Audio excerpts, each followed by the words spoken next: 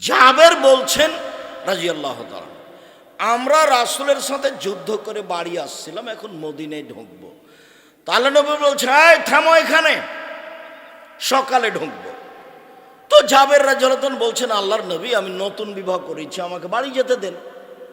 তো আল্লাহ রাসূল বলছেন, কুমারী মেয়ে বিবাহ করেছো না তালাক প্রাপ্তা মেয়ে বিবাহ করেছো? তো জাবের বললেন যে আমি কুমারী মেয়ে বিবাহ করিনি, তালাক প্রাপ্তা মেয়ে বিবাহ করেছি। তো আল্লাহ রাসূল বললেন যে তুমি কুমারী মেয়ে কেন বিবাহ করলে না? তুমি তার সাথে খেলতো, তোমার সাথে খেলতো, এদিক থাক। এখন জাবের রাদিয়াল্লাহু আনহু বলছেন, আল্লাহর নবী শোনেন, আমার আব্বা উহুদের যুদ্ধে শহীদ হয়েছেন 9 জন মেয়ে রেখে। আমার আব্বা উহুদের যুদ্ধে শহীদ হয়েছে 9 জন মেয়ে রেখে। আমার 9 জন বোন আছে। আক্রাহু আন আতাজাওয়াজা মিসলাহুন্না, ওদের মতো কম বয়সের মেয়েকে বিবাহ করা আমি পছন্দ করিনি 4টা কারণে। আল্লাহ নবী শোনেন, আমার আব্বা উহুদের যুদ্ধে শহীদ হয়েছেন, ওদের মতো কম বয়সের মেয়েকে আমি বিবাহ করা পছন্দ করিনি 4টা কারণে। এক, বেশি বয়সের মেয়ে বিবাহ করেছি 4টা কারণ। এক, তুয়াল্লে মাহুন্না, আমার স্ত্রী যেন আমার বোনদেরকে বিদ্যা শিখাতে পারে। 2, বলে তুয়াদ্দে বাহুন্না, আমার স্ত্রী যেন আমার বোনদেরকে শিষ্টাচার শিখাতে পারে। বলে তুরাজ্জালাহুন্না, আমার স্ত্রী যেন আমার বোনদের মাথার চুল চিরুনি করে সাজগাজ করে পরিপাটি করে রাখতে পারে। 4, বলে তাকুমা আলাইহিন্না, আমার স্ত্রী যেন আমার বোনদেরকে পাহারা দিতে পারে। শিষ্টাচার। শিষ্টাচার কি জিনিস? 1 মিনিট। আপনার মেয়ের নখগুলো বড় বড় আছে, নখে নেইল পালিশ আছে, এটা কি শিষ্টাচার? ইহুদি খ্রিস্টানদের পতিতালয়ের মেয়েদের বৈশিষ্ট্য হচ্ছে নখ বড় রাখা, নখে নেইল পালিশ রাখা। ইহুদি খ্রিস্টানদের পতিতালয়ের মেয়েদের বৈশিষ্ট্য হচ্ছে নখ বড় রাখা, নখে নেইল পালিশ দেওয়া। ইহুদি খ্রিস্টানদের পতিতালয়ের মেয়েদের বৈশিষ্ট্য হচ্ছে নখ বড় রাখা, নখে নেইল পালিশ দেওয়া। তো এটা কি শিষ্টাচার হলো?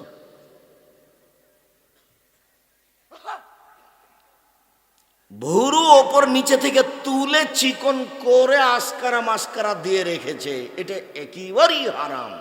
এটা কি শিষ্টাচার হলো? শিষ্টাচার কোনটা? ওই যে আপনার টাকা নিয়ে ব্যাগ নিয়ে বাজারে গেছে,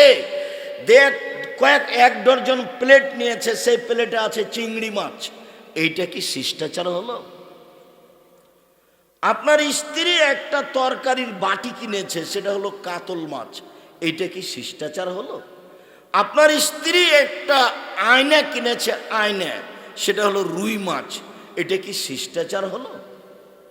আপনার স্ত্রী একটা আপনার বাচ্চার পেশাব পায়খানার জন্য পট কিনেছে, সেইটা হলো ঘোড়া, এটা কি শিষ্টাচার হলো? শিষ্টাচার কি জিনিস?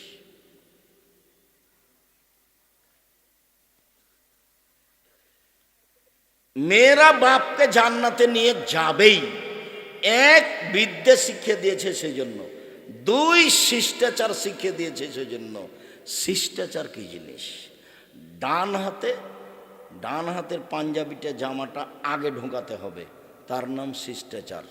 ডান পায়ের জুতাটা আগে পরাতে হবে, তার নাম শিষ্টাচার।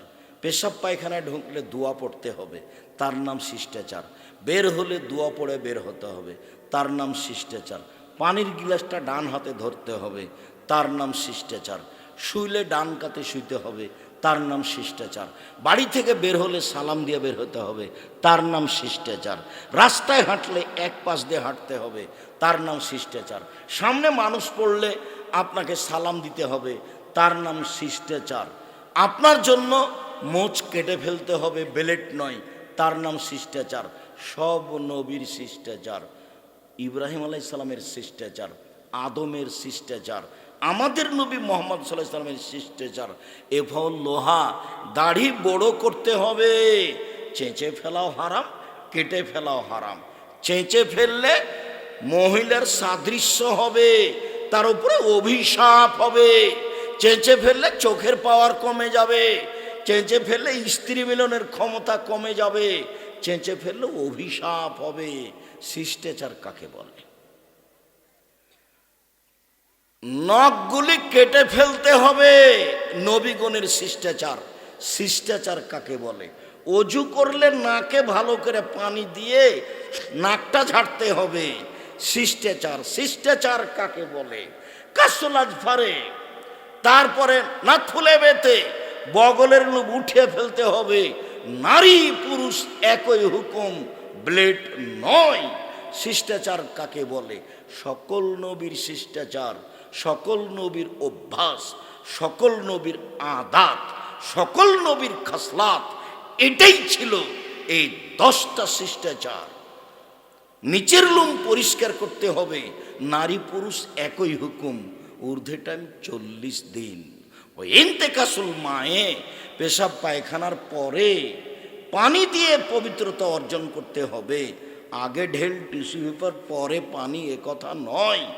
আবার ঢেল নিয়ে 40 কদম হাঁটা নোংরামি, পায়ের উপরে পা উঠা বেহাই, খক খক করে কাশা নোংরামি, এইটা নয়। পেশাব পায়খানার পরে পানি দিয়ে পবিত্রতা অর্জন করতে হবে।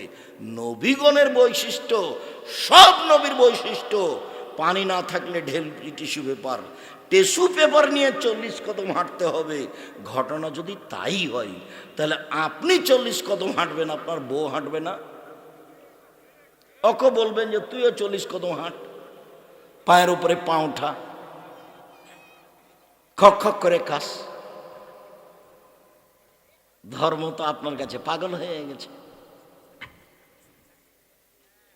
বিস্তারিত দেখবেন পবিত্রতা নিয়ে জুমার খুতবা, মধ্যেখানে শিষ্টাচার নিয়ে কথা এসেছিল, তাই আপনার কাছে কিছু রাখলাম।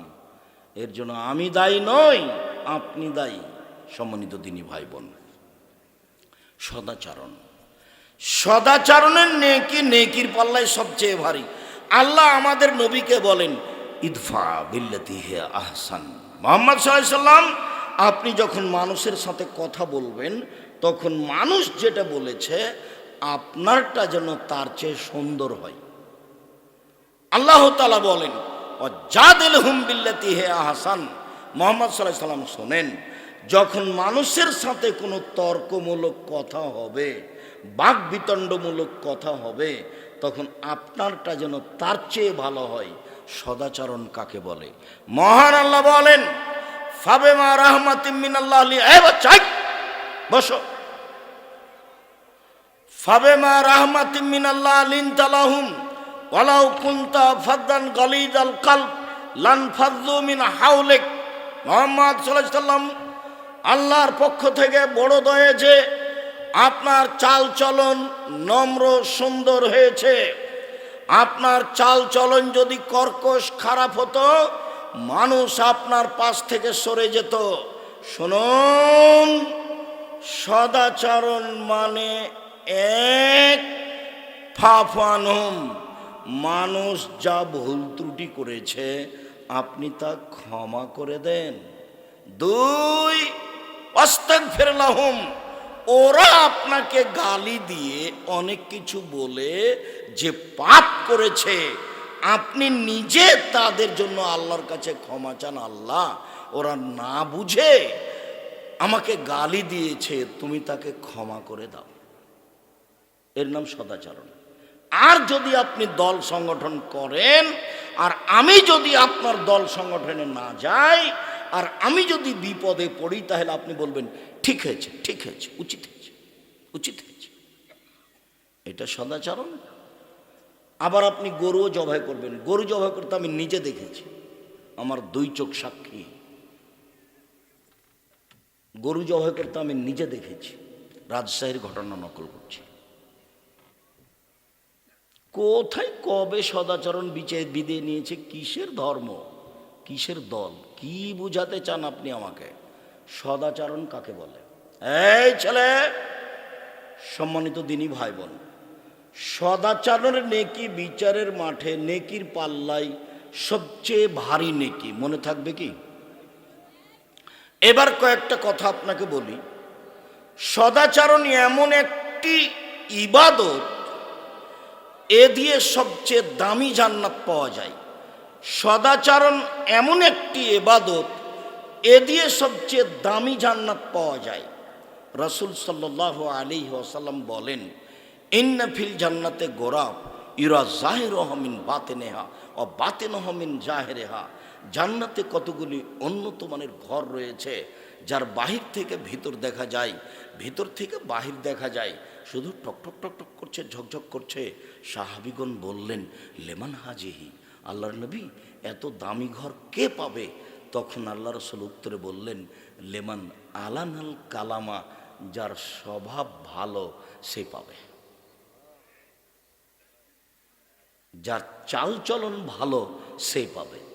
সদাচরণ দিয়ে সবচেয়ে দামি নেকি পাওয়া যাবে। সদাচরণ কি জিনিস?